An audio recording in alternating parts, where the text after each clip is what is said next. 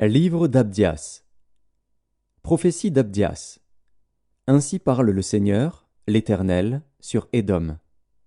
Nous avons appris une nouvelle de la part de l'Éternel, et un messager a été envoyé parmi les nations.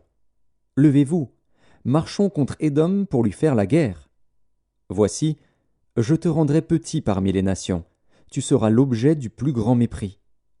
L'orgueil de ton cœur t'a égaré, toi qui habites le creux des rochers, qui t'assieds sur les hauteurs, et qui dis en toi-même « Qui me précipitera jusqu'à terre ?» Quand tu placerais ton nid aussi haut que celui de l'aigle, quand tu le placerais parmi les étoiles, je t'en précipiterai, dit l'Éternel.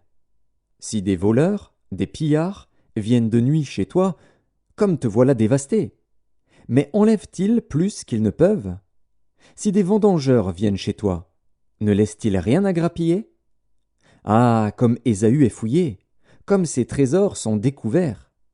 Tous tes alliés t'ont chassé jusqu'à la frontière, tes amis t'ont joué, t'ont dominé, ceux qui mangeaient ton pain t'ont dressé des pièges, et tu n'as pas su t'en apercevoir.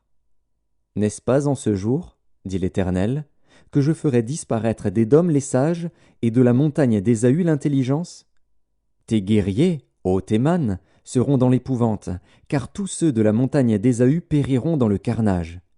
À cause de ta violence contre ton frère Jacob, tu seras couvert de honte, et tu seras exterminé pour toujours. Le jour où tu te tenais en face de lui, le jour où des étrangers emmenaient captive son armée, où des étrangers entraient dans ses portes, et jetaient le sort sur Jérusalem, toi aussi tu étais comme l'un d'eux. Ne repaie pas ta vue du jour de ton frère, du jour de son malheur. Ne te réjouis pas sur les enfants de Juda au jour de leur ruine, et n'ouvre pas une grande bouche au jour de la détresse. N'entre pas dans les portes de mon peuple au jour de sa ruine. Ne repaie pas ta vue de son malheur au jour de sa ruine, et ne porte pas la main sur ses richesses au jour de sa ruine. Ne te tiens pas au carrefour pour exterminer ses fuyards, et ne livre pas ses réchappés au jour de la détresse. Car le jour de l'Éternel est proche pour toutes les nations. Il te sera fait comme tu as fait, tes œuvres retomberont sur ta tête. Car, comme vous avez bu sur ma montagne sainte, ainsi toutes les nations boiront sans cesse. Elles boiront, elles avaleront, et elles seront comme si elles n'avaient jamais été. Mais le salut sera sur la montagne de Sion, elle sera sainte, et la maison de Jacob reprendra ses possessions. La maison de Jacob sera un feu, et la maison de Joseph une flamme. Mais la maison d'Ésaü sera du chaume, qu'elles allumeront et consumeront. Et il ne restera rien de la maison d'Ésaü, car l'Éternel a parlé. Ceux du Midi posséderont la montagne d'Ésaü, et ceux de la plaine le pays des Philistins.